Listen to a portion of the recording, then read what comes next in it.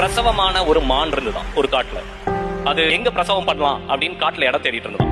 அப்போ ஒரு முள் புதர் இருந்துதான், அது பக்கத்துல தண்ணி ஓட இருந்ததா. அதை பார்த்துட்டு ஓகே இங்க போய் நம்ம வந்து குழந்தைய பெத்துக்கலாம் அப்படின்னு முடிவு பண்ணிச்சான். முக்கியம் போதே அதுக்கு பெயின் வர ஆரம்பிச்சிருச்சான். அப்போ சரி குழந்தை பிறக்க போது சந்தோஷத்துல இருக்குதான். மேகம் இருட்டுச்சான். மேகம் இருட்டினோடனே மேகத்தை பார்த்து ஐயோ மேகம் இருட்டுதே, மழை பெஞ்சா குழந்தை செத்துருமேன்னு நினைச்சான். திடீர்னு ரைட் சைட்ல பார்த்தா ஒரு சவுண்டு. என்னன்னு பார்த்தா ஒரு புலி அப்படியே மெதுவா மான வேட்டையாட மெதுவா நடந்து வந்துதான்.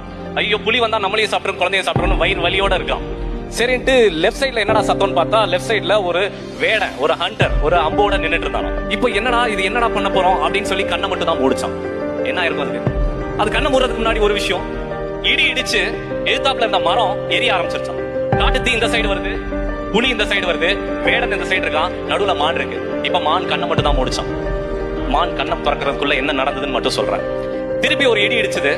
அதுல இந்த ஹண்டரோட கண்ணு கூசி அந்த அம்பு போய் ஓடி வந்த புலிய சுட்டுச்சான். மேகம் இருட்ட